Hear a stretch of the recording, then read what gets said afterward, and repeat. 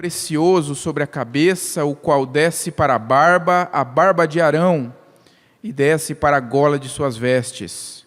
É como o orvalho do Hermon, que desce sobre os montes de Sião. Ali ordena o Senhor a sua bênção e a vida para sempre. Amém. Vamos orar?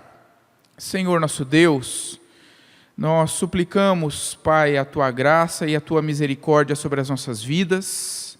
Dá-nos entendimento, dá-nos graça para falar da Tua palavra e dá-nos graça e entendimento do Teu Espírito para entendermos, ouvirmos a Tua palavra. É o que nós te suplicamos em nome de Jesus. Amém. Meus irmãos, à luz desse texto, eu quero compartilhar com a igreja sobre a bendita dádiva da comunhão. Quando nós olhamos para esse salmo, nós precisamos entender aqui o seu contexto, no qual ele está inserido, no qual ele foi escrito. Quando nós olhamos para a história bíblica, nós entendemos que o povo de Israel nem sempre viveu ou desfrutou desta unidade, desta comunhão tão bela, tão benfazeja, tão abençoadora descrita aqui nesse salmo. Se você olha para a história bíblica, você vai entender que logo que começou o período da monarquia no povo de Israel e o primeiro rei, Saul, assume o poder, assume o governo do reino, você vai ver que ele não foi um bom rei, ele não governou como Deus desejava que ele governasse, e então as calamidades, as atrocidades, as dificuldades começam a acontecer no meio do povo de Deus, de maneira que quando ele vai chegando ao final do seu reinado, ele morre, nós vamos ver que o reino encontrava-se dividido. Saul não foi um bom rei, ele não governou conforme Deus gostaria que ele governasse. E no seu lugar, para sucedê-lo, assume o trono Davi. E Davi, logo no início do seu reinado, ele vai se deparar com um reino dividido. Nós sabemos que as outras 11 tribos não aceitaram o governo de Davi e elegeram no seu lugar Isbosete, que era descendente de Saul. E aí começou a briga na nação de Israel. Depois de um conflito sangrento que durou muitos anos, finalmente a tribo de Judá venceu e Davi foi coroado rei de todo Israel, e a guerra então cessa. A paz é estabelecida, e Jerusalém então é determinada como local onde as pessoas iriam adorar a Deus.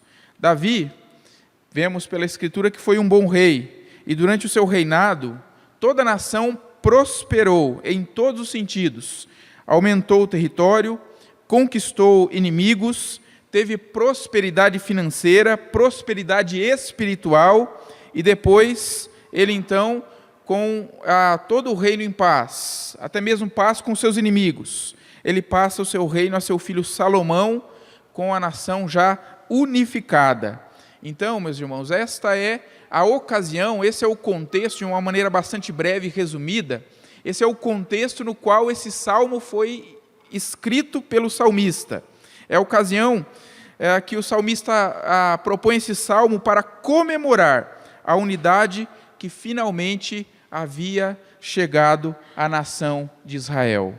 E quando nós olhamos para esse salmo, nós vamos ver aqui algumas lições ou algumas verdades preciosas para as nossas vidas, que devem também nos inspirar a buscar, a desejar, a desfrutar desta bênção, desta dádiva bendita que trata-se da comunhão entre o povo de Deus. E nós podemos descrever essas verdades em algumas palavras. E a primeira palavra que expressa a primeira verdade é a palavra agradável.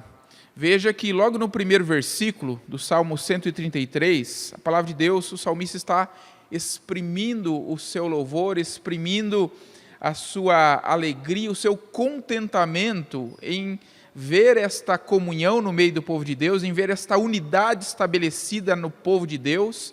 E ele diz, como é bom e agradável viverem unidos os irmãos. A comunhão, ela é agradável. E quando nós olhamos para esse versículo, ele está dizendo, o salmista diz, né? Quando ele expressa lá, bom e agradável viverem unidos. Esse termo unidos se refere a esse contexto que nós acabamos de descrever na nossa introdução. Aquela união política. Os judeus tinham apenas um rei agora, que dava identidade, que dava unidade à nação. Agora, não havia mais guerra. Um israelita de uma tribo poderia congraçar-se, relacionar-se tranquilamente com um israelita de outra tribo, sem que houvesse problema, sem que houvesse divisão, sem que houvesse algum tipo de conflito.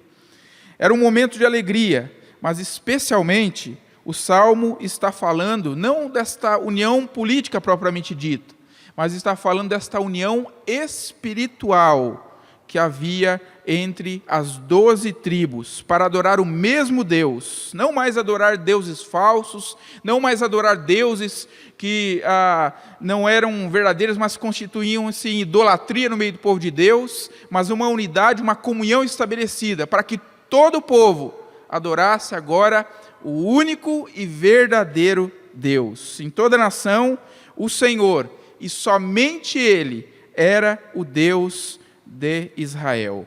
Por isso, Davi vai expressar a sua alegria, o seu contentamento, dizendo, como é bom e agradável viverem unidos os irmãos. A comunhão, e nós entendemos à luz dessa primeira verdade, a comunhão é algo belo e agradável aos olhos de Deus. É algo que agrada, é algo que alegra o coração do Pai. A comunhão fortalece os relacionamentos. O indivíduo, normalmente, ele só permanece numa igreja, uma congregação, numa comunidade, onde ele constrói relacionamentos significativos de amizades. E esta é a bênção de quebra que o Senhor traz para as nossas vidas quando nós entendemos a dádiva desta comunhão, quando nós entendemos o quão agradável é esta comunhão e nós a desejamos. O Senhor nos abençoa. E é maravilhoso saber que nós somos ministrados, nós somos abençoados, nós somos edificados pela vida daqueles que convivem conosco, daqueles que estão à nossa volta. É maravilhoso saber que eu posso ser um canal, um instrumento de bênção para abençoar a vida dos meus irmãos. É maravilhoso saber que quando eu estou no meio do povo de Deus, no meio desta comunhão que é agradável, o Senhor usa a vida dos meus irmãos para que eu seja edificado e para que eu seja fortalecido. Esse versículo que acabamos de ler, o ali refere-se a Sião, o local do santuário, o símbolo da união espiritual do povo de Deus, local onde Deus ordenava a sua bênção, quando o povo estava reunido e buscava a Deus num só coração. Quando a igreja vive em comunhão, quando nós vivemos em unidade, quando nós buscamos preservar esta unidade que é bênção de Deus, ali Deus ordena a vida para sempre. É preciso que nós cultivemos os relacionamentos, pois é nesse ambiente regado pelo amor de Deus que Deus ordena a sua bênção e a vida para sempre sobre as nossas vidas. Na palavra, ou nas palavras do reverendo Augusto Nicodemos, para que o ali, onde Deus ordena a sua bênção, possa ser aqui, é preciso que nós entendamos o quão abençoador, o quão precioso, o quão bendita é essa dádiva chamada comunhão entre os irmãos. Que o ali, meus irmãos, de fato seja aqui. Que Deus derrame sobre nós desta graça bendita, que a sua bênção, a sua vida estejam sobre nós como povo de Deus, e nós vivamos nesta comunhão gloriosa do Senhor. Concluo. 3 palavras que descrevem verdades gloriosas sobre a comunhão do povo de Deus. A comunhão é agradável, a comunhão é preciosa, a comunhão é abençoadora. Se nós entendemos essas 3 palavras, essas 3 verdades, elas já se fazem em aplicações por demais extraordinárias para as nossas vidas. Porque se eu entendo que a comunhão é algo agradável, eu vou desejar. Você deseja algo agradável? Nós precisamos desejar, ansiar por esta comunhão e buscá-la com todos os meios e recursos ao nosso alcance. Segundo, se eu entendo que esta comunhão ela é preciosa, o que eu faço com algo precioso? Eu valorizo. Eu dou o devido valor. Eu coloco isso na mais alta prioridade na minha vida. E assim vou valorizar também, fazendo com que naquilo que depender de mim, naquilo que eu puder colaborar, esta comunhão seja de fato uma realidade no meio do povo de Deus. Terceiro e último, se eu entendo que esta comunhão é abençoadora, eu entendo qual é o propósito maior daquilo que Deus faz na minha vida, daquilo que Deus faz na sua vida. As bênçãos de Deus nunca são para que simplesmente elas nos alcancem e elas fiquem nas nossas vidas, ou apenas nós desfrutemos delas. Mas tudo aquilo que Deus faz nas nossas vidas é para que nós compartilhemos, para que outros também sejam abençoados, sejam também fortalecidos. A comunhão ela é abençoadora. Deus tem nos abençoado tanto. O que é que nós temos feito com aquilo que Deus tem colocado nas nossas mãos? Que nós, meus irmãos, usemos aquilo que Deus tem nos dado para abençoar a vida daqueles que estão à nossa volta. Deus deseja fazer de você um instrumento fundamental para que esta realidade seja a realidade da nossa igreja.